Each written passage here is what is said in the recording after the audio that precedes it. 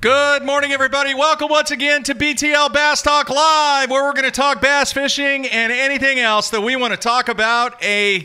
What morning is it? Tuesday morning here in Oklahoma. And Matthew, the weather here in Oklahoma has been crazy. A little bit of a storm that rolled through last night. I was actually organizing some of my stuff in the house up in Tulsa and started hearing things hitting the side of the house. 50 to 60 mile an hour winds, but then it blew through and it felt like a northern evening for the rest of the night. 60 degrees. So. I cannot remember it being in the 60s in August. I'm calling it August, but it's the end of July.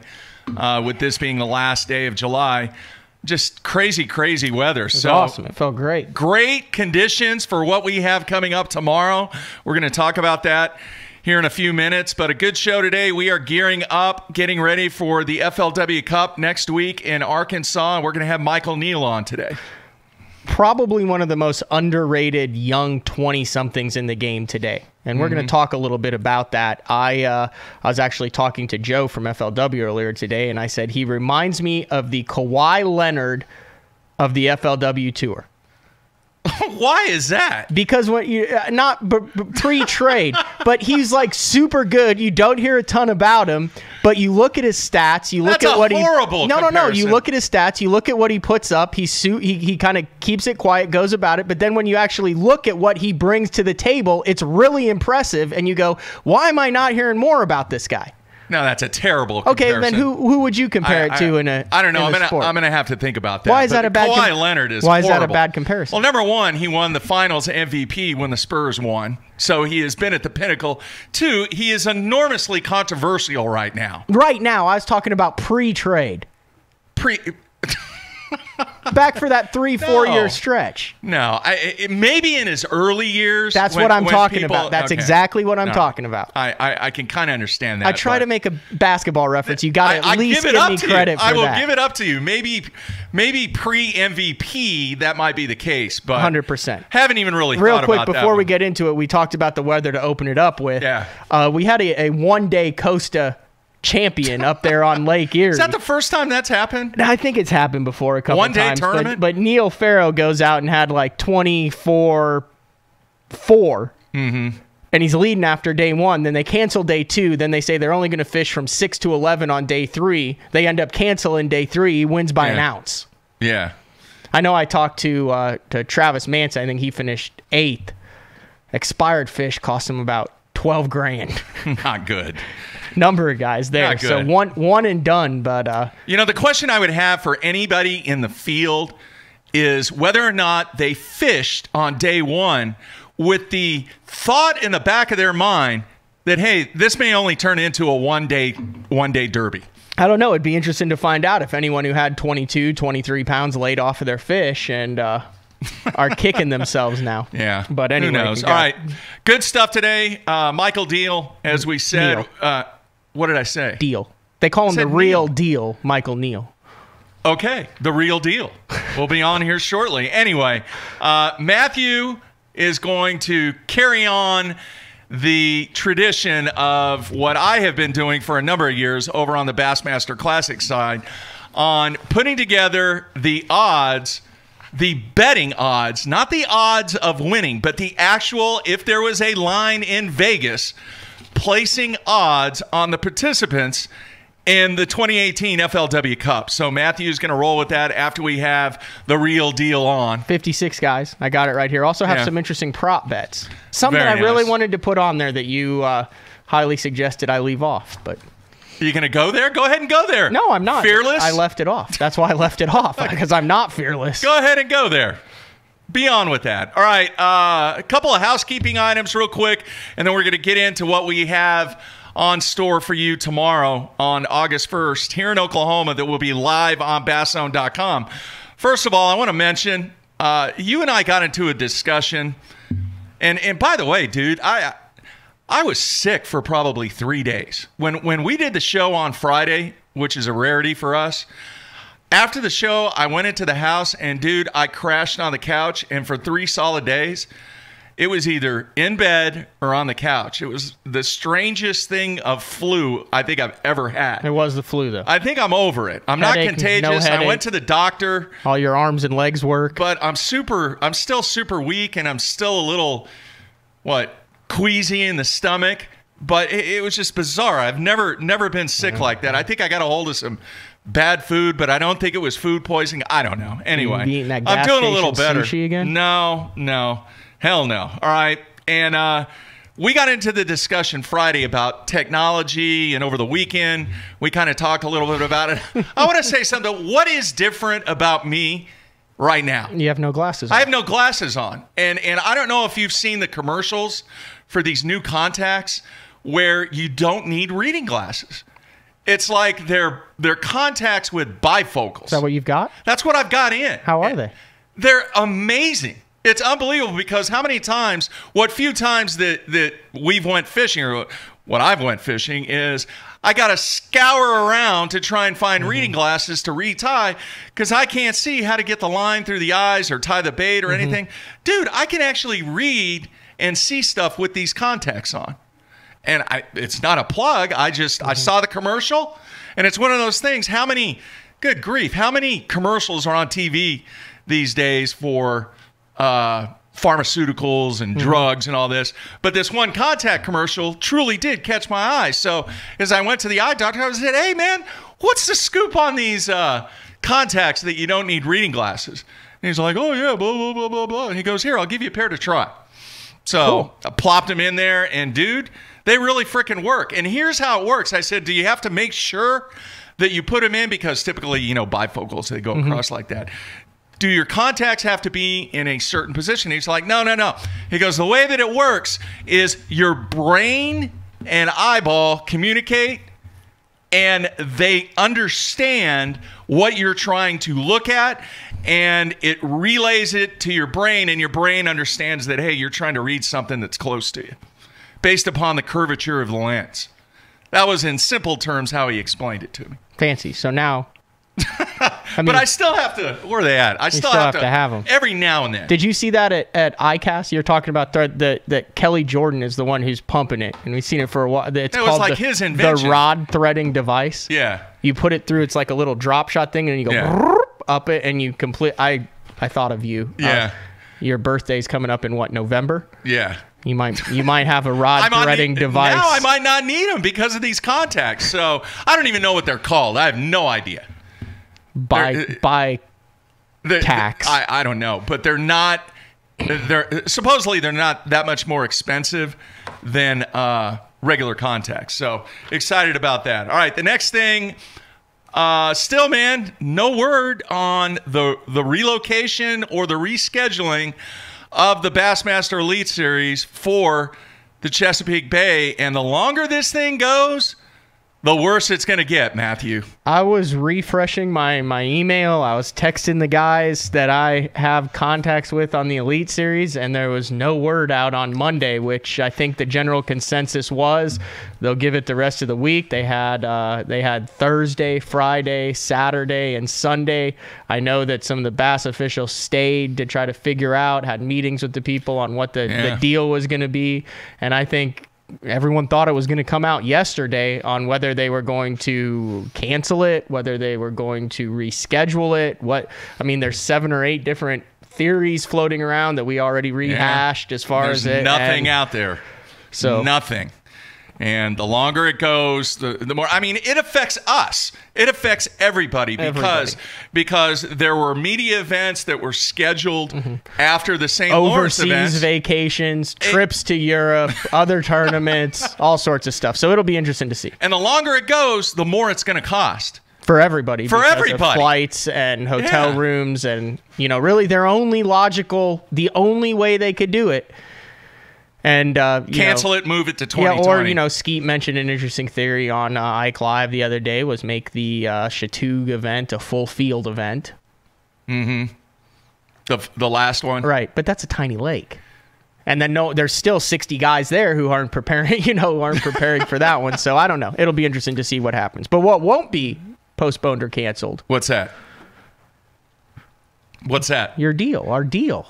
Oh, the one-on-one live lake challenge presented by Jean LaRue. Tomorrow it's going to take place on Grand Lake, and it's our first one. We're excited about this. If you don't know how this thing's going to work, I'll give you a quick version of how things are going to play out. We put a challenge out there. We had a number of people apply, and then we were only going to select 4 anglers for the very first challenge. So we selected 4 anglers. All 4 of those anglers accepted. And they're going to get an opportunity to go one-on-one live tomorrow on Grand Lake against Grand Lake, of which they have 1 hour to surpass whatever we set the threshold at. And if they surpass the threshold in 60 minutes, they win $2,500. So if you're not one of the 4 who are fishing tomorrow, you log on to Bass Zone, and it's just like we did with Sprague and Watson and with Strader and Swindle and Goodwin and Hallman and all those, and you can watch a local angler. It's not they're not touring pros. Right. You'll come on. The clock will start with 1 hour. They'll have a section of Grand Lake that they have to stay in. They have to use a Jean LaRue bait. They actually, after being selected, they got $100 worth of Jean LaRue product. Yes, they did. So they have to use that product in it, and you can watch as the clock ticks down. Yeah. To see if they reach the target weight, which we will set. We're kind of debating between a couple different pounds. Actually went up last week and kind of surveyed it, looked around, got the areas deemed out, went out with a local, kind of tried to figure out what the right weight was. We've got 4 different areas. We actually have 5 different areas of the lake, so they'll randomly draw who goes first. We're going to do that today, right now. And then they'll randomly draw what section of Grand Lake they have to fish. So if angler A draws X Creek, then angler B will draw B Creek. Well, we're going to do that today. C Creek, D Creek. That's what I'm saying. So the same angler won't fish in it. It's just 1 hour. They're in the boat. The clock starts on their first cast. They have 1 hour to catch it. You can watch as the clock winds down. If they hit that target, they get $2,500 and a big check. We actually have a big check. We do have a big check. And if they don't hit that target weight, and it's doable, it's very doable, but it's also challenging. Yes. If they don't hit that target weight, $100 rolls over into the kitty, then the next guy fishes for $2,600. So there's 4 tomorrow, 1 hour session. So it'd be like what, 8 to 9, 9:30 to 10:30, 11 to 12, and 12:30 to 1:30. That's it. Be a little break in between, so you can watch all 4 sessions. The replay will be available. There'll be 4 different areas of Grand, unless one of the first 2 or 3 guys wins it, and then everybody goes home and he gets the check. Now, if nobody achieves and surpasses the threshold, then what we're going to do, we're going to carry that over to the next one. To the next lake. So we have 4 area lakes. All this is sponsored by Jean LaRue. There'll be 3 other lakes, so then Grand Lake will be an offer if no one does it tomorrow. Then the other 3 area lakes will announce when those lakes open up, and you can send in your request application to be a part of it. And you'll randomly draw 4 guys from the people who send in their applications, and then we'll do it again at the next lake. So it's kind of a hybrid of the one-on-one. It's got a little bit of tournament element. It's got a little bit of a reward element. It's kind of a cool deal. So I'll be the camera / referee in the back of the boat while you're pushing the buttons here. So I'm really looking forward to seeing how it goes down. It's a very simple concept where, I mean, there's not many other places you can win $2,500 in an hour, right? And you don't have to split it. I mean, you got to finish like 3rd in a Nichols out of 300 some boats to actually clear $2,500. Even a BFL, you got to split it with your backseater and stuff. And a backseater, you have to finish first. Second doesn't pay $2,500. No, and it's a $350 entry fee. Yeah. So I'm with you, man. It's a heck of a deal. So here's our 4 participants tomorrow: Rob Wadley, Jeff Booth, Bill Gaddis, and Wes Mabry. 3 Oklahoma guys, 1 Arkansas guy. Okay. All right. I believe Wes is from Fort Smith, if I'm not mistaken. All right. So those are our 4 guys. So what we're going to do is, let's see here. I've got a box. All right. Oh, wow. You really went all out on the drawing box. Know. Wow. I know. For our iTunes viewers, this is a... it's just a cardboard box. Yeah, it's a cardboard box that came... What'd you get from Collierville, Tennessee? What is... That was the media pack. The media pack from all right, so Striking. Okay. Want me to pick one? So they're mixed up in there. Go ahead and pick one. This is going to be for the 8 o'clock slot. Who is it? Oops. It is Rob Wadley. Okay. He's out. Keep that one out. All right. Next one is 9:30. Roughly 9:30. It is Bill Gaddis. Okay. 11 o'clock. Wes Mabry. And then obviously. The last one is Jeff Booth. Okay. So those are the 4. So even though Jeff Booth is last, there's a chance he won't fish. If he does fish, he'll be fishing for $300 more than the other guys. Correct. Because every time a guy doesn't make it, it adds 100. Correct. So that kind of makes up for the... All right, let me have those names now. All right, here are the areas of the lake. So you're going to randomly draw these now. And for each hour, so they're going to go to the area. In that section of the lake, they're going to go to where they want to start in that section. And then once they make their first cast, that's when the clock starts. That is correct. And so if they want to start in the back of it, they can go to the back, and then they've got an hour. The clock does not stop, regardless of what happens. Backlashes, weighing the fish. There's no timeouts. No timeouts. No halftime. No timeouts. Right, so we're drawing for the first time. Okay, slot. so this is Rob's area at 8 a.m. What is it? Honey Creek. Rob has honey. Okay, next up is Bill. Bill Gaddis. Drowning Creek. Bill has drowning. We're just working our way up the lake so far. Wes has Horse Creek. Okay. And then Jeff. Duck Creek. All right, there you have it. Now, I have one more thing that I want to draw for. All right, just kind of a little bonus. Okay. Right? The guys' names go back in there. Let's mix them up here. I have 2 40% off coupons for a Mustang Survival vest. If they want it. No, those are cool. 40% off. I mean, that's a pretty good chunk. Yeah, that's almost half. Yeah, so draw 2 names out of there. Very good, Matthew. Draw 2 names out of there, and they will each get one. Get one 40% off. So who's the first one? First one is Wes Mabry. Wes has one. Okay. And then the next one for 40% off on a Mustang vest. Rob Wadley. Rob has it.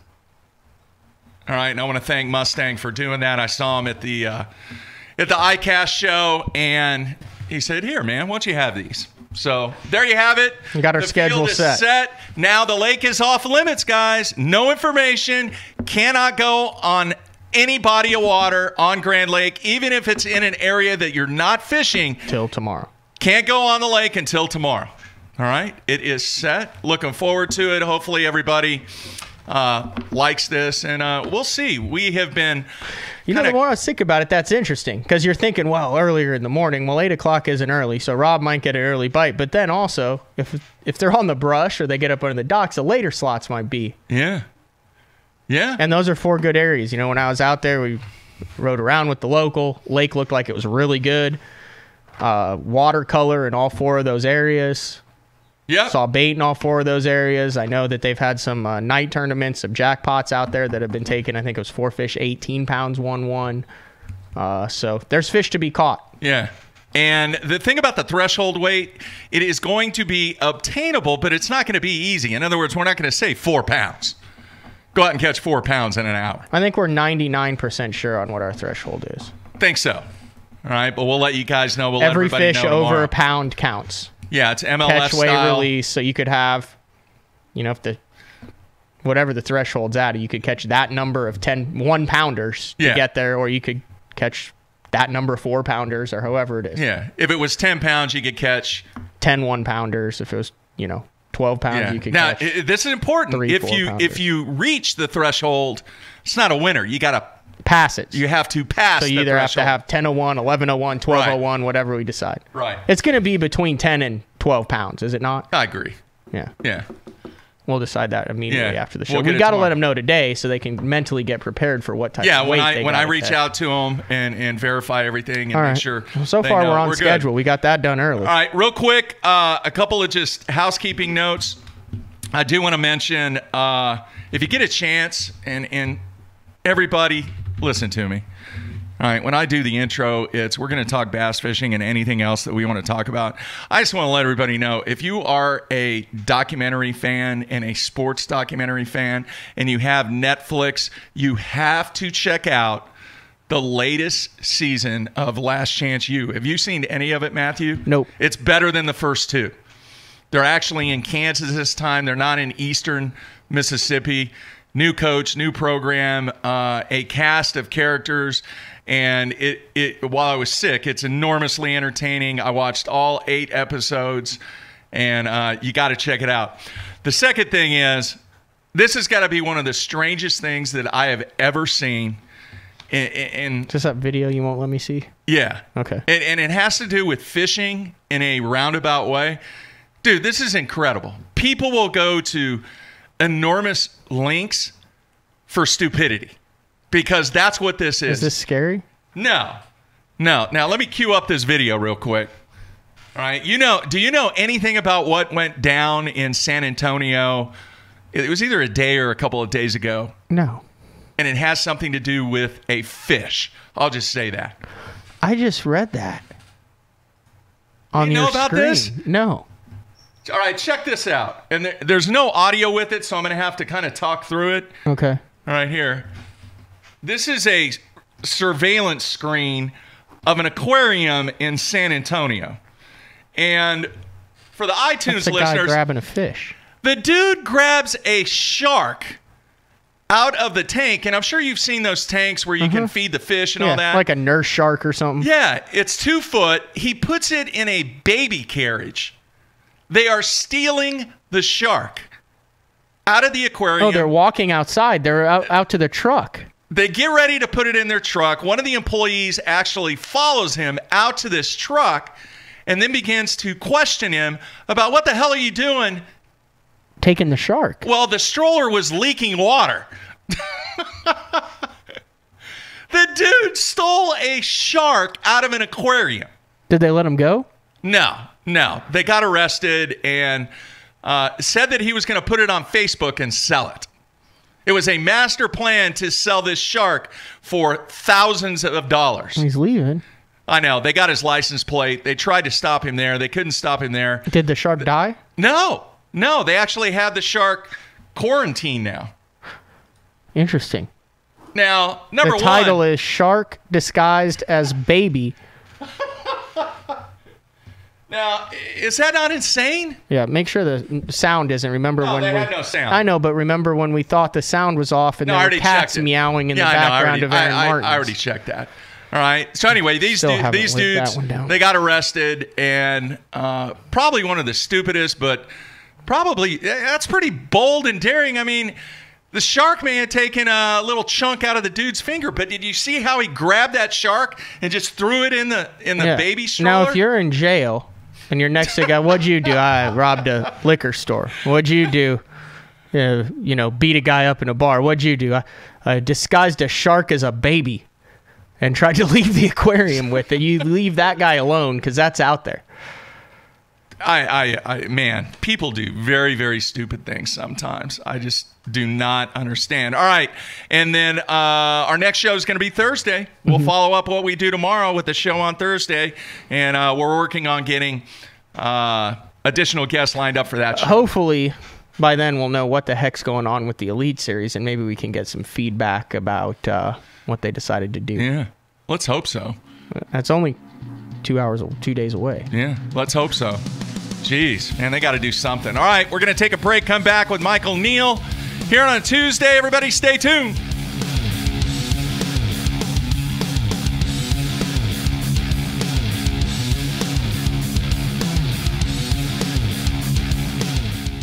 The most versatile fishing machine on Earth. Unparalleled resolution and clarity, with more agility, lightning speed, and brute strength. HDS Carbon takes rapid response performance and screen technology to an all-new level. Maximized power, maximized visibility. See Structure Scan 3D, new dual chirp sonar, new live network sonar, and more mapping options, all at the same time and faster than ever before.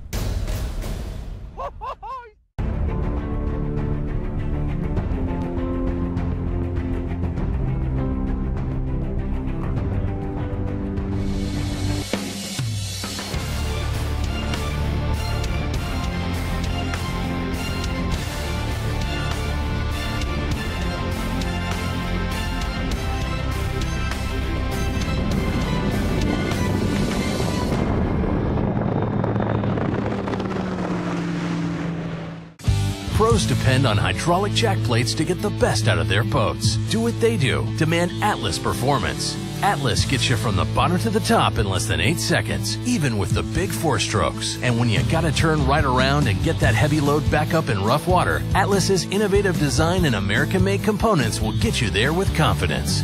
I'm at Depot. Just look for yourself. There's an Atlas jack plate on just about every professional's boat. The Atlas hydraulic jack plate. You can depend on it. My rods look different because they are different. Every rod is built by the pros and for the pros. When you pick up a white Duckett fishing rod, you're getting a cutting-edge rod, one that's truly pro-driven with the actions you need for every bait category you fish. I put my name on it. It's my promise to build you a great rod you can count on. Duckett Fishing, Micro Magic, Macro Magic, or White Ice. Try them. They work. Fishing just got easier, and it didn't cost you a thing. Free feature upgrades from Lowrance. Fish Reveal delivers the best of chirp sonar and downscan imaging, all on one screen, and it's going to help you find more fish. High visibility color sonar take high contrast imaging to a whole new level. It delivers the absolute best views of structure. Fish like to hide there, but their hiding days are over. These features are ready to roll when you are. Just upgrade your HDS Carbon software.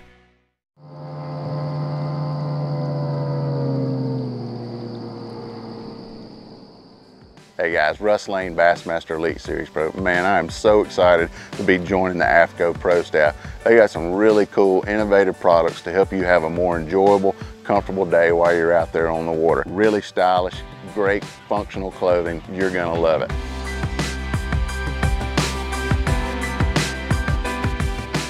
The thing I'm most excited about though is AFCO has pledged to donate 10% of their total profits back to supporting the conservation of our fisheries, and I am all about supporting a company that's about supporting conservation so that we can enjoy our bass fishing for a long time.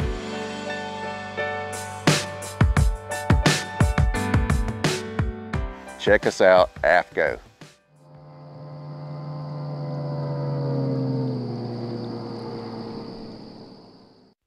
Jacob Wheeler and Tommy Biffle have a lot in common. Flat bill. The perfect shape. You gotta love some white tackle. I know I have a spinning rod. I love my hammer crawl. Biffle bug. Rig on a hardhead. Well, they could be twins. Bifflebug, hammer crawl, hardhead, from Gene LaRue. Let me help you, man. Let me help that hat. Whoa. There you go. I already look better. When I talk about Sunline, I think of one word: confidence. Sunline FX2 is what I use for all of my frogging and flipping. S61 braid, which braid plays a big part in fishing line. Shooter, I'm going to use in those close quarter deals like flipping and pitching. One of my favorite techniques in fishing the tournament trail is to fish offshore ledges. We have taken the questions out of the equation. Take my word for it. It works. It works, dude.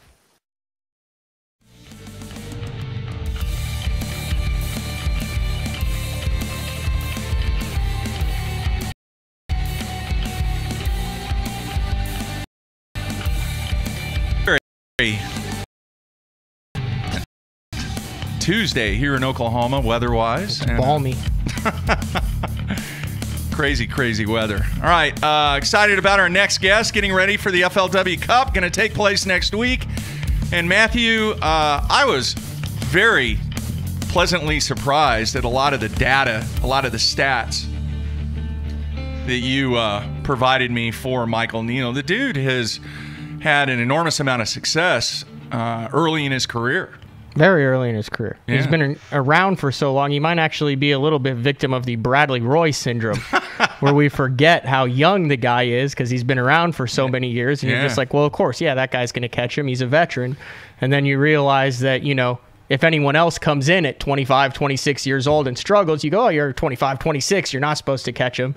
Well, they're that age, and, you know, Michael Neal catches him and has caught him for like since he came on tour. Yeah, a lot of success in the Cup also, too, in 16 and 17. We'll see what and happens. 13, he's got 3 top 10s in his 5 Cups. So obviously a good guy to have on, and then also a lot to talk about there also. A little business aspect, that you and him can chat about diversification in the industry, and then also the schedule for next year. Man, things are lining up. It could be, the next 12 months could be big for Michael. Yeah, all right. Let's bring him in. Michael, you there, man? Yeah, I'm here. Hey, thanks for taking time out. Exciting time for you. And, man, you just continue to perform year after year on the FLW Tour.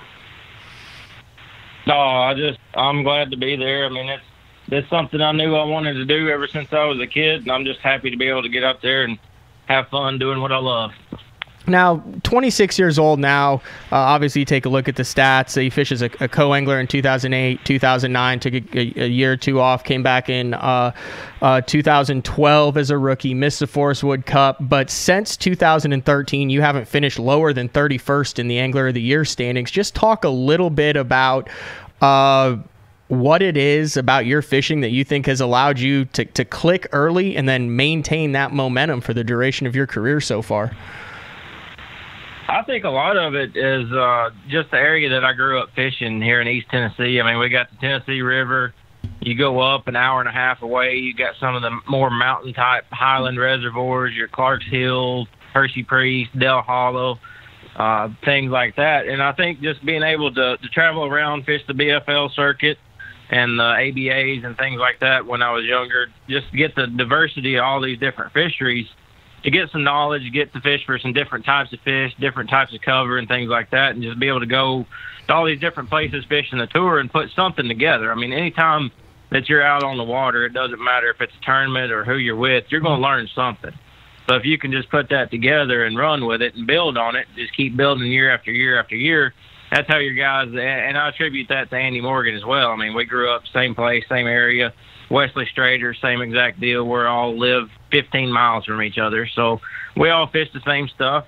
Very fortunate to have some great people around me to learn from, and just took that and run with it. So were you in the boat with those two guys when you were a kid? I fished in 2008 and 2009 when I was a co-angler. I traveled with Wesley. I think I might have fished 1 or 2 days in practice with Andy, but I actually traveled and stayed with Wesley during those 2 years. And he's exactly the guy that you see on TV. He's just the complete down-to-earth, funny country redneck. I mean, he doesn't try and be somebody he's not. He's just one of the best guys out there, in my opinion. You mentioned the BFL, and one of the things that I noticed was you have 3 BFL wins under your belt, and I've talked with Mark on the show a lot about how BFL success tends to translate big into success on the FLW Tour and success on the Bassmaster Elite Series. I think the number was like 37 Elite Series guys had a BFL win at some point in their career. Talk a little, do you feel like that's a really good proving ground to kind of take that next step up to the tour once you get a couple of those BFL wins under your belt and the competition that you have to face at that level, especially in the part of the country that you're in? Yeah, I do. At the BFL level, you've got both the local hammers and the regional hammers as well. And, I mean, while fishing the tour, you don't always have a local guy on the lake, but you've got the guys that can go out and figure it out. And the BFL guys, some of those are some of the best fishermen in the country. Some of them didn't have the opportunity to go pro, or some of them didn't have the time, or whatever it may be. But the fishermen at that level are still really, really good fishermen. And that's what I try and tell people now. I'm just 26, and I work pretty closely with Bryan College up here in Dayton. They were School of the Year, not this year, but last year. Mm-hmm. And between the high school fishing, we got a great program here in Ray County. You got high school fishing, college fishing, BFLs, Costa Series, Opens, all that stuff. All those are just building blocks to be able to fish at the professional level. I've heard people say, like, once you can finish consistently in the top 10% at this level, then it's time to move up. I don't know about all that, but when you can have success starting out at the BFL level, I think is definitely a great building block. Now let's talk a little bit about the Forrest Wood Cup. You fish 5 of these things. You have 3 top 10 finishes. Probably, would you say a frustrating second-place finish a couple years ago in 2016? If I remember correct, that's when you had the power poles down and you dang near beat John Cox just fishing for schooling fish that would randomly come up, right? Yeah, that's exactly what it was. I had one really good spot. I don't think I even got to fish it the first day. I know there was a local boat on it most of the day and a tournament boat after that, but I had an early number on day 2, went straight there, put the poles down, kept my trolling motor up so I could have the spot to myself, and wound up catching enough to make the cut. I mean, disappointing, yes, but at the same time, I did everything I could do. I didn't lose a bunch of fish that cost me the win or make some boneheaded decision, do something stupid off the cuff. I stuck with my game plan. I mean, that's not the only second place I've had, so it stung. All the second places have stung. I keep waiting on the time where I'm going to win one of these, but and I'd like to make it the Cup, but that was a great tournament for me. That's something I'll never forget. And watching the show and watching all the coverage after the tournament was over, it was neck and neck down to the last hour or two that I actually was ahead of him. So he caught one big one there at the end. He was fishing his way. I was fishing how I knew to fish that time of the year on the Tennessee River on a place without grass, and he came out on top. So, I mean, kudos to him. If I'd had it do over again, there's not anything I would have done different. I would have gone the same exact places, done the same exact things. So it's just the way it falls sometimes. Michael, I want to talk a little bit about practice, and the reason that I'm bringing this up is I'm really curious with somebody that has had the success that you have had. How often do you find yourself during practice, you just kind of sit back and go, hey, I'm dialed in. I can just do whatever I want to do? Or how many times during your success have you had a struggle during practice and then things just end up working out during the tournament? I would say it's way more, the percentages and odds are way more in the favor of not knowing what's going to happen going into the tournament than being dialed in. For instance, this year, the only tournament all year long that I felt like I was dialed in, I knew what I was going to do and I was going to catch them, was Okeechobee. I think I wound up in 13th in that one. But the rest of the year, I never really felt like I had a good practice all year long. I had bites, had some deals where I thought I could catch some fish, but didn't even know if I was going to get a check. So Kentucky Lake was one of those deals. I wound up coming in 4th place. First day I was in like 98th or 99th or something, had a terrible day, had 4 fish, weighed like 10 pounds.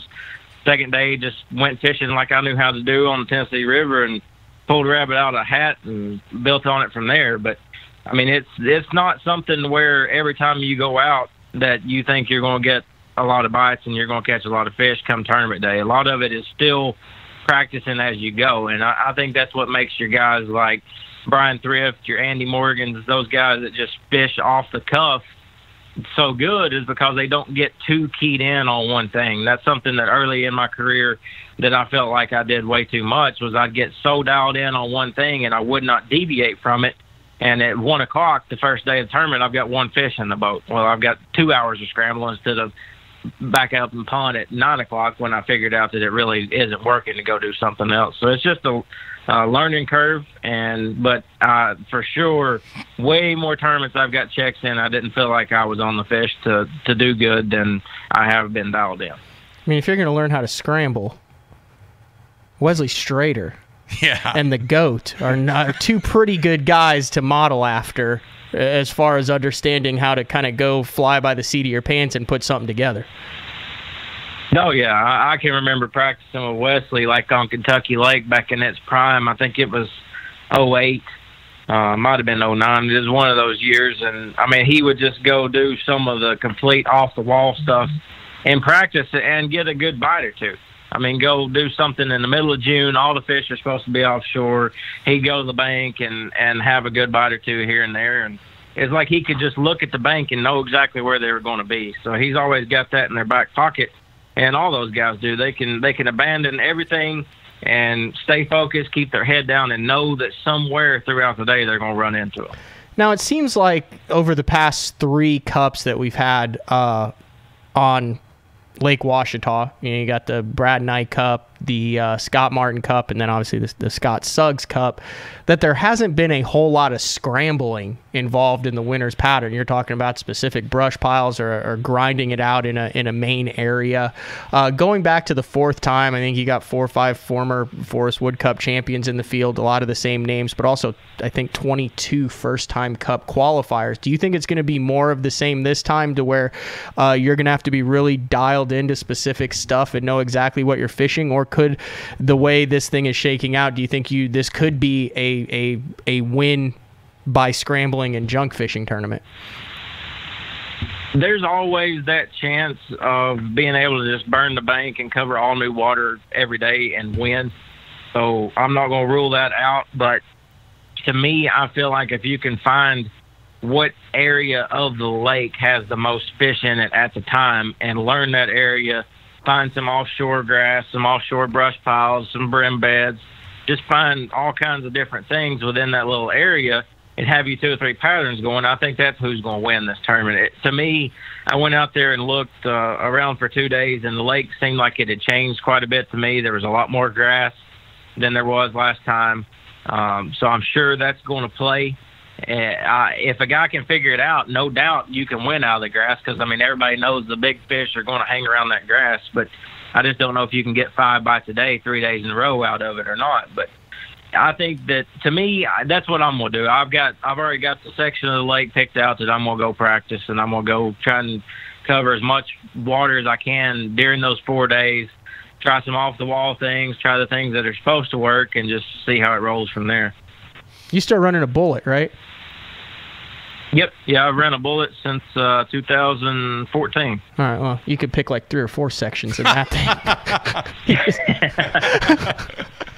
That's funny. All right, Michael, I want to talk a little business with you just for a few minutes. How difficult is it, you owning a business there in Tennessee and really trying to focus on being successful on the FLW Tour? How do you balance those two things?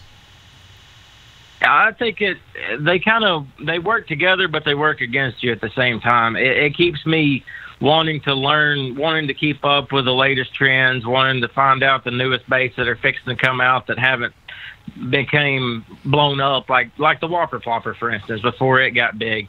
Trying to find those baits before they really explode.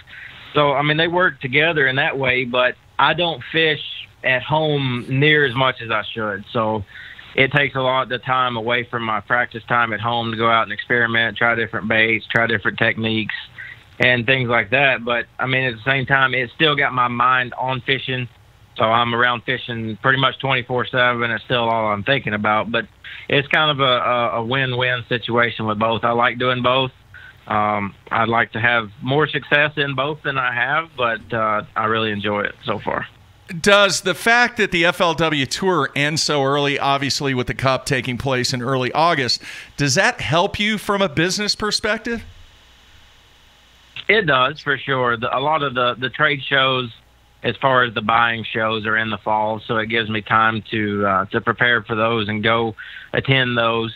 Like 1st of October, for instance, I've got one that if I was fishing maybe the least, I wouldn't be able to go to and see all that newest, latest, greatest stuff. But and it gives me the whole off season to look back at the previous year, kind of do some forecasting at next year, look at what sold when and how many. Because I mean, in the fishing industry, it's not always easy to get the greatest baits at the time you need them.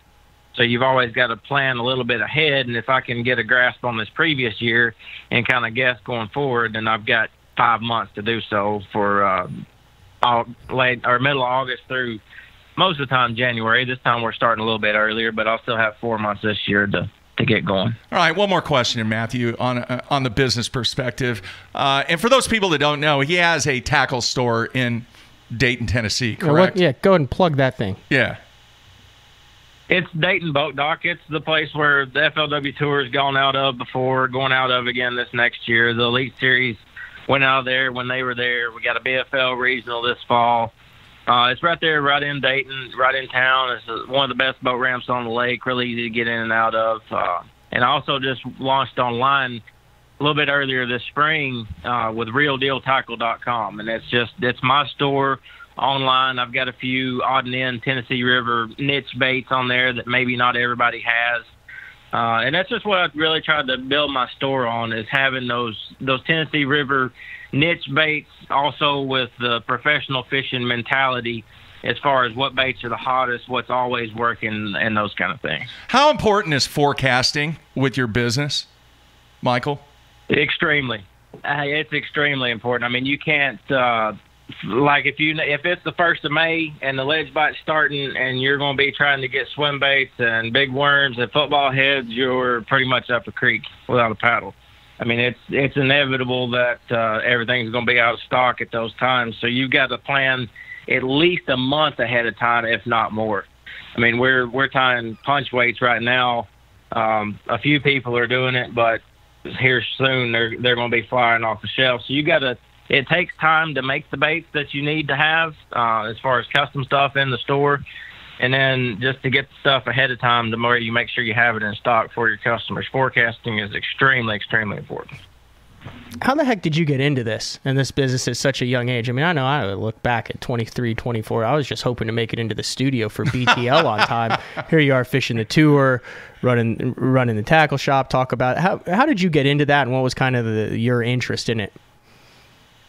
The Dayton boat dock itself has been around for 30, 40 years. I mean, it's always kind of been a staple of the fishing community here in Dayton. And how it works is it's essentially a lease through the city of Dayton, and the people that had it before me, the lease ran out. And at the time, I started it in 2012, which is the same year I started fishing the tour. It was also my sophomore year in college.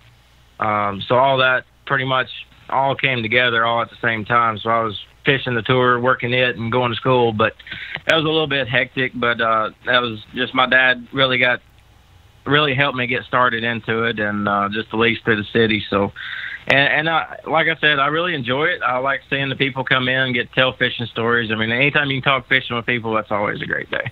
So you're in the shop when you're not out fishing mainly? Pretty much. Most of the time, I'd say 75% of the time, if I'm not fishing somewhere, then I'm at the store. I mean, there's always something to be done, baits rearranged, or somebody's picked something up and put it on a peg 10 foot down the wall, and there's always something to be done. And with this website, I'm really going to start making a push this fall with it. So everybody be looking for that. Again, it's realdealtackle.com, REAL, is how you spell real. So, and the name just pretty much came from somewhere along the lines, I got the nickname Real Deal Michael Neal. No clue where it came from, who started it really, but so I just kind of took it and run it into the tackle store as well. Kind of a little John Cruz similarity too. Take a guy who fishes, who kind of turns a business into it too. Yeah, he's more in the retail. Yeah, I know, but I meant just as far as yeah, a little bit. Michael, what are your thoughts about what are your thoughts about the schedule for next year?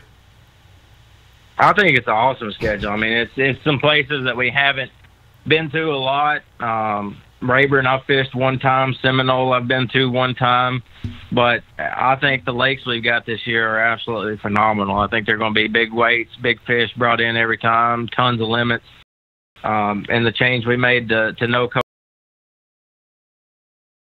for the marshals this year, I think it's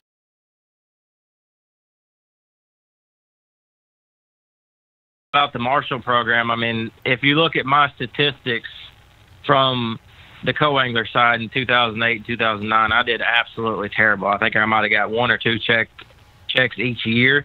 And I really think that's because I was paying more attention to my pro than I was actually fishing. I drew Matt Airy, for instance. I drew Brett Height when he won at Toho. I drew JT Kenny, just to name off a few. So, I mean, every time I was out there, that's what I was doing, was really focusing on those guys. And with the Marshall program, now you're able to do that and just focus on those guys and not have to worry about catching fish as well. It's a good deal. It's the real deal. Very funny, Matthew. Very funny. All right, what else, Matt? That's about all. I know you had a long list. No, we covered pretty much everything on the list. Hey, the biggest stat that sticks out to me when Matt put this together is 93 events, 21 top 10 finishes. on the FLW side. I mean, that's impressive. If he pulls this thing off and then you throw his earnings over on the other side, I mean, you're looking at $1 million at 26 years old. Yeah, that's impressive. If you pull off the Cup this year. Yeah, we're going to try. I can assure you that. I'm going to go out there and practice daylight to dark 4 days and give it 110% and let everything fall where it goes. I'm going to have a great time regardless. Looking forward to it. That's the number one goal starting out every season. Don't take that for granted. Just try and get out there and try and make the Cup. That's goal number one. Anything past that's just a bonus. So now it's time to win. No more points involved. Don't have to worry about catching 5 or catching whatever just to stay in the points. We're going up there for 5 big ones and see how it rolls.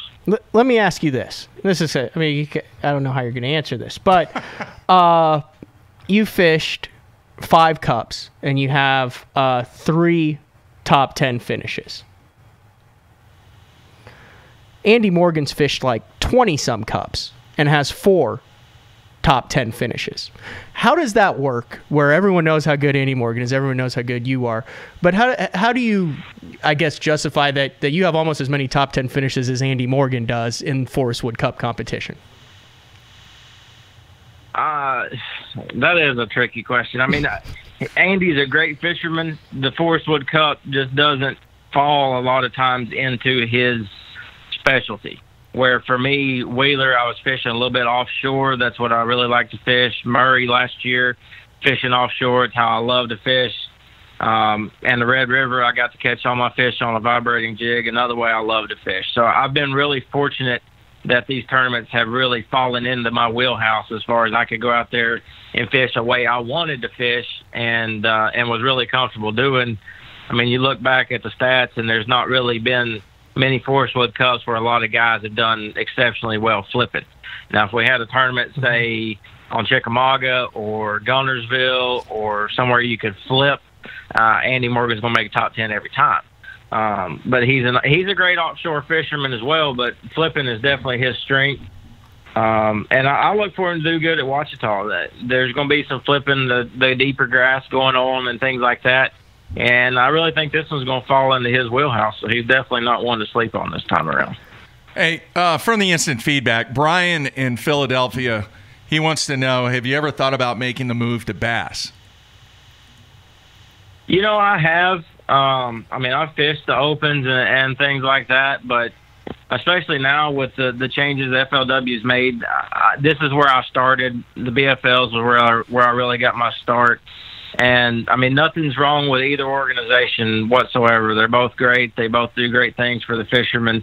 And right now, FLW is just that's the place I want to be. They're listening to the anglers. They're doing the things we want. We've got a great schedule. So really no complaints against FLW at this time. Now I remembered all the other stuff I wanted to ask him. Well, you got one more question. Well, you're a business owner on the lake. It's on a TVA.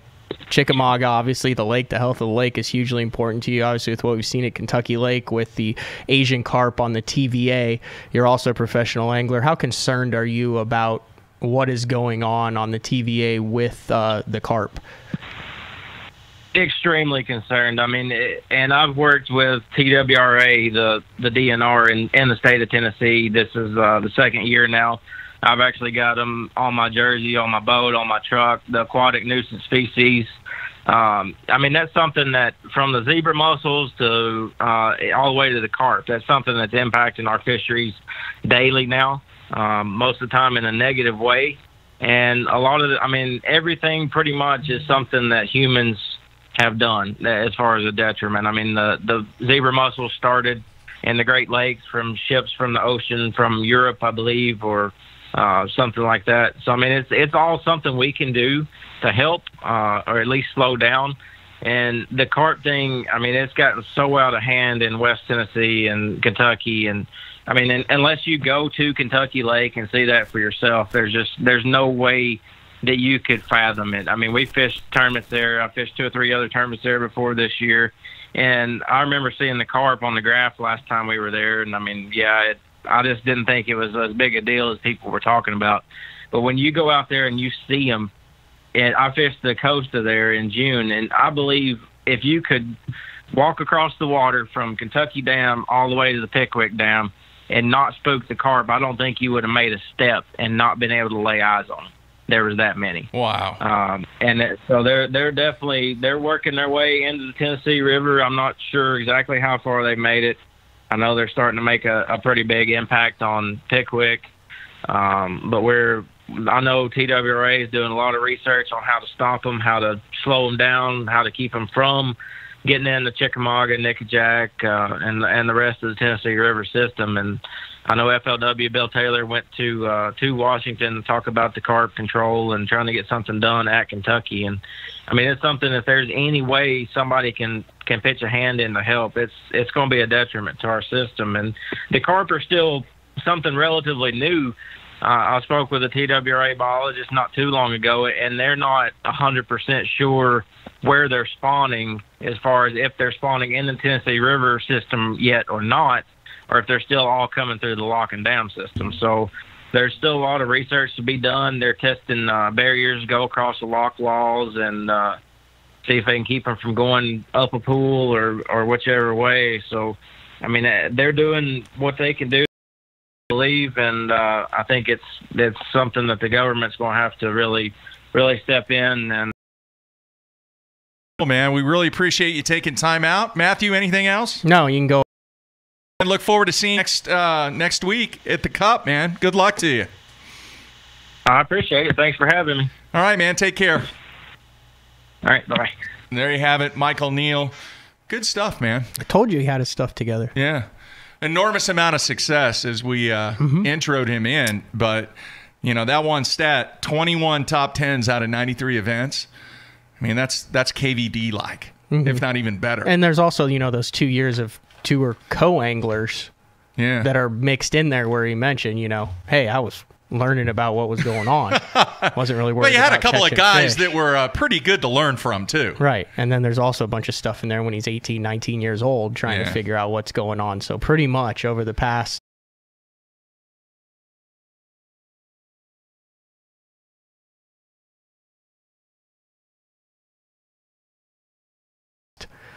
five years. Yeah. He's 26 now. Every time he launches his boat, he's a threat. I'm with you. All right. I have the list right here. Are you ready?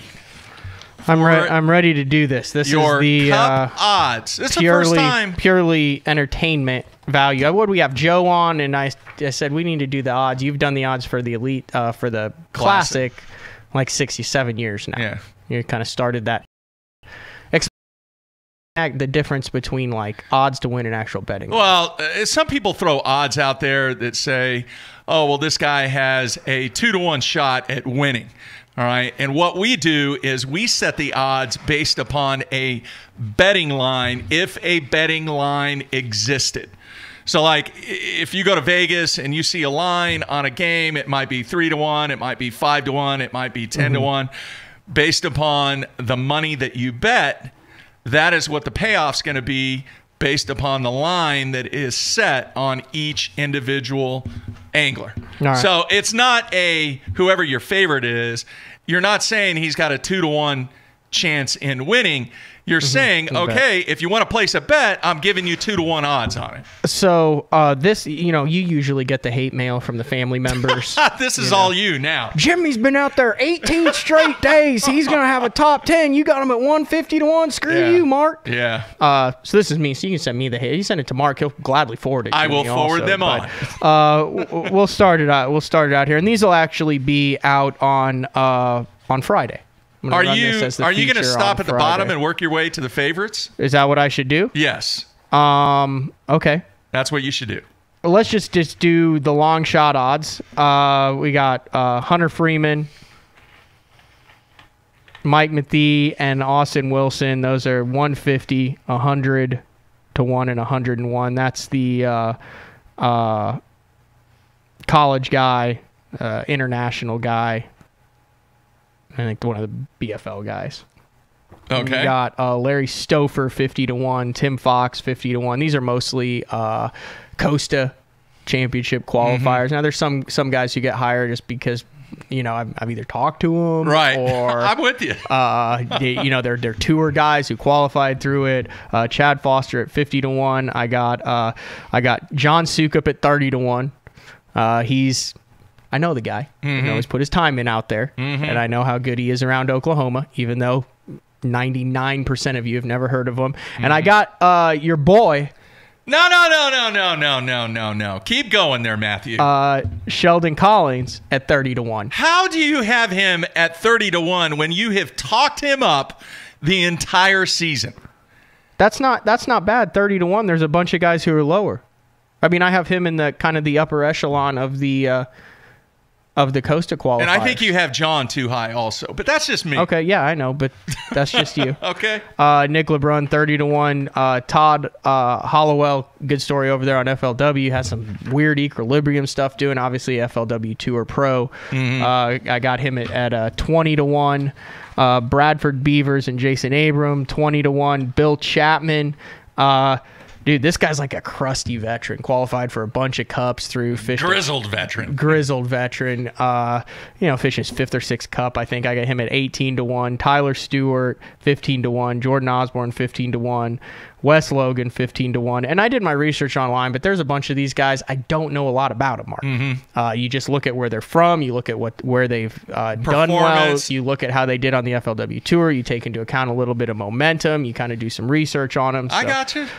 Cody Honor, 15-1. Scott Dobson, 15-1. I'm sure if there's a smallmouth in there, he'll figure out how to catch it out of Ouachita. Matt Becker, that's your rookie of the year there, 15-1. Joe Webster, 14-1. Braxton Sexter, 14-1. Shane LaHue, 12-1. Jared McMillan, 12-1. Really surprised everybody. Remember, he was leading the Angler of the Year about halfway through the year. Started out, he actually figured out how to catch him outside of Florida. Young kids, so who knows? He could be kind of a wild card. Andrew Upshaw at 12-1. Gussie, Jess Gustafson at 10-1, and Austin Felix at 10-1. I kind of like, you've got the clear water, some kind of nomadic fish. They chase the bait fish. So you have a finesse element that went in there. Remember, Brad Knight mainly used a spinning rod, but he kind of power fished it.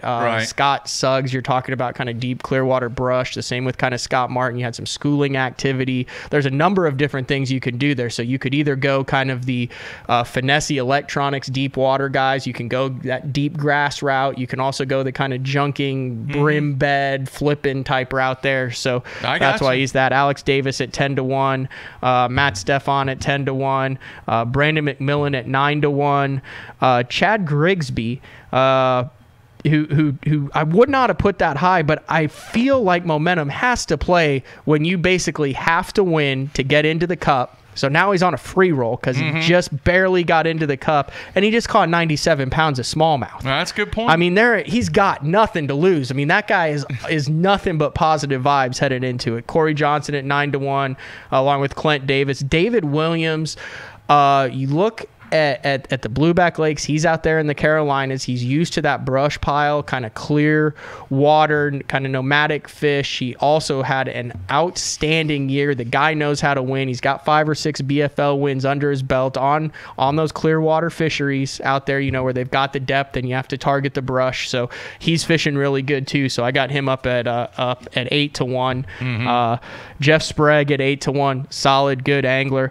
And then why the heck not just put Randy Haynes and Jason Lambert right next to each other at 8-1 too? Okay. Hey, you can get offshore and drag. You heard what Michael Neal said about how there's some elements of the TVA there. James Niggemeyer at 7-1. I got Michael Neal at 7-1 too. I could maybe have put him a little higher, especially after our interview and the more you look at his stats. But JT Kenny at 7-1. This is kind of a heart pick. I think Todd Castledine's going to catch him. The dude always shows out. I remember in 2013, he fishes the BFL division down there in Texas. And I talked to him at the region. He's like, hey, man, I just wanted to see what the All-American was like, so I decided to just fish the BFLs this year. Yeah. So he goes, he wins like 2. He wins that division down there. He gets like a top 3 in the regional there, and then he goes to the BFL All-American. I mean, any dude who's just sitting at home and goes, I want to fish the All-American, and then goes through like one of the toughest divisions, makes it So he also got in by the skin of his teeth in the last tournament. Greg Bohannon, he's an Arkansas guy, knows the lake well. I got the defending Cup champ, Justin Atkins, at 7-1, along with Greg Bohannon. Johnny McCombs, I mean, Swindle says he's the most naturally gifted angler he's ever been in the boat with. He's won on Beaver Lake. That's a spotted bass, largemouth deal, too. I know they've got smallies there, but brush, the timber. I got him at 6-1. I think that would be an awesome story. I agree. You know, it's been a while since he's been back in the Cup, so I got him there. Scott Canterbury, always a threat. Matt Airy, always a threat. And Zach Burge, always a threat. Especially he's really kind of shown how good he can be on that style of fishing. They're all at 6-1. I got Andy Morgan at 5-1. Guy doesn't catch him in the Cup. Yeah, this could be the one. I mean, I still think he's going to win one, but you look at the stats and there's a lot of 20th place finishes. No, you're right. Clark Wenlet at 5-1. I know you would probably have him higher. You're 5-1's good. You're a Clark Wenlet disciple. I'm a fan. Chris Johnson, naturally gifted angler, 2 top 5s in the Angler of the Year standings. He's proven that he can catch them everywhere. John Cox at 4-1. Probably it's not even a dark horse. He finished 3rd the last time they were there, but Brandon Cobb, another South Carolina guy, just a dude who's fishy. He's honestly, he's got elements of Jordan Lee in him. He's fishy. As far as just figures out a way to catch him and goes about it quietly. And I talk to other guys on the FLW tour that I'm buddies with, and I go, you know, who's out there that you just really respect? And multiple times I've gone, man, you know what? That Brandon Cobb, that dude's good. He's super mellow about it. Mark Rose at 3-1. And he has the opportunity to do something that nobody else has done, correct? I believe so. Win the Cup and the Angler of the Year in the same year. There's also never been a 2-time winner of the Cup. Yep. David Dudley at 3-1. Cody Meyer at 3-1. And then no surprise, the 2 guys at the top. Yeah. I mean, you got a guy who's won there before, who does his homework better than anybody else, who's got his electronics, everything dialed in. And Scott Martin 2-1 and Brian Thrift at 2-1. See if he can get that Cup under his belt. All right, we'll see how it shakes. You want me to do the prop bets too then real quick and let me know, like I said, send your hate mail. Who do I have way too high? Who do I have way too low? Number of limits on day 1, I got over under 40. There's 56, I think, in the Cup. You know what? There's 22 first-timers also in the Cup. It's August on Washington. What'd you put it at, 40? 40. I'll take the under. Okay. Heaviest 5 bass limit weighting by competitor during a Cup, over under 19 pounds. There were no 20-pound bags last time they were I'll there. take the under. All right. I have talked to several guys who've been catching some big ones there. Yeah, I'll take the under. Smallest 5 bass limit weighed in, over under 7 pounds. I'll take the over on that. Okay. The number of times Chris Jones asked a competitor to show us his 2 best bass on day 1 of the Cup. I got the over-under there set at 12. I'll take the under. The under? Okay. Yeah. The number of Forrest Wood Cup champions fishing on the final day. I think there's 4, either 4 or 5. I got over-under set at 2. Under. Under. Yes. Okay. So the number of times an angler points out that Lake Ouachita is in the home state of Ranger boats over the entire course of the 3 days of competition. Now, I got the over-under set at 5. Man, you're probably going to have Forrest sitting in the front row there. You're going to have the Ranger boats around the side of the... It's a long ways from flipping, I know, but still... I'm going to take the under. You don't think those guys are going to want to get the brownie points in with... Not with that statement. I'm taking the under. Okay, the number of Cup rookies, I think there's like 20 plus of them fishing on the final day. And that's 10, so I got over under at 3. Ooh. That's a good number. Mm-hmm. I will take the under. Number of international anglers fishing on the final day. I think you got, let's see, you got a South Africa, and you've got, I believe, 3 Canadians. Oh, yeah. The Johnson brothers and Gussie. What do you have it at? 1. I'll take the over. Okay. Number of top 10 anglers at the end of the tournament who primarily use a spinning rod. Number. I got it set at 3. Dropping shot's going to play. How many are on the final day? 10? I think they play 10. I don't know since I went to the 3-day format, I think. You got it at 3? Yeah. But it doesn't matter, just the number of top 10 finishers who primarily use a spinning rod. I'll take the over. Over, okay. Yeah. And then the link to the Forrest Wood Cup winner's victory speech. After they hand it to him, and he shows him his 2 best bass. Wow! Yeah. And he's got it. And then they give him the mic, and this is his time to thank everyone, to talk about it. Without getting prompted, when they give him that mic, how long does that guy hang on to the mic before What's the number? Chris Jones has to prompt him? What's the number? I got 3 minutes. That's an eternity? That is a long time. No, that's an eternity for some and a blink of the eye for others. I'll take the under. Take the under? Yeah. I don't know. There's some pretty savvy guys. I mean, if Scott Martin wins, if Thrift wins, I think it'll be like a minute or less. But if Martin wins, Yeah. He's got a lot of stuff on the jersey that he's got to thank. I'll take the under. Okay. I'll take the under. That's good stuff. Those are the prop bets that I've got there. Good so job that will with be that, out. You can mull over that on the iTunes and the replay for a while, and then I'll put that into the form like we do for the Classic. We'll take this segment, block it out, and put it in story form for Friday, a week ahead of the Forrest Wood Cup. Good stuff, man. Good job on that. We'll see how it plays out. So next week, we will be there. Mm-hmm. And we'll have a show on Thursday. Yeah. We'll have a show on Tuesday. Next week. But tomorrow, Live. Wednesday, August 1st, Central Time, 8 a.m. Central Time, one-on-one live lake challenge from Grand Lake of the Cherokees. Mr. Rob Wadley is going to be kicking it off in Honey Creek tomorrow at 8 a.m. 1 hour to catch a specific weight target surpass a specific weight target of bass using Jean LaRue products only. And if he does that, we write him a check for $2,500. Yeah. Gonna get after it. And if nobody gets it, we just keep rolling the money over. You can sit there at work and watch the guys get after it. I'll be very interested to see if some dude gets on any of these guys get on a roll early, maybe catch a couple, put a big one in the box, maybe catch a 4. Pressure? And then going down to that 10, 15 minute mark, knowing that you need a 2.5 pounder, you get a backlash. A meltdown, maybe? You get stuck in a cable, something like that. There's going to be pressure here. That's a lot of money for a $250 entry with the $100 worth of Jean LaRue products too, so $150. Yeah. And they're not, these, I don't know, they could be steel-nerved, wily veterans, but I know I would be nervous if I was approaching it. Or even worse, you got a guy who's 40 minutes in and hasn't had a bite yet. Now he's got 20 minutes to catch the selected weight. You're going to see some scrambling. It's going to be interesting to see because pretty much these guys are local guys. They fish BFLs, they fish team tournaments. It's going to be interesting to see how they adjust based upon how things are going with only 60 minutes to make something happen. Do we give away the $2,500 tomorrow? What's your gut tell you? My gut tells me yes. I think so too. My gut tells me yes because things are really shaping up to be a great day on the water tomorrow. So we'll see. We'll see. So if Rob wins it, everyone goes home and Bill, Wes, and Jeff are at Grand Lake. Yeah. But if Rob, Will, and Wes don't and Jeff wins it, then he gets $2,800. Yeah. Yeah.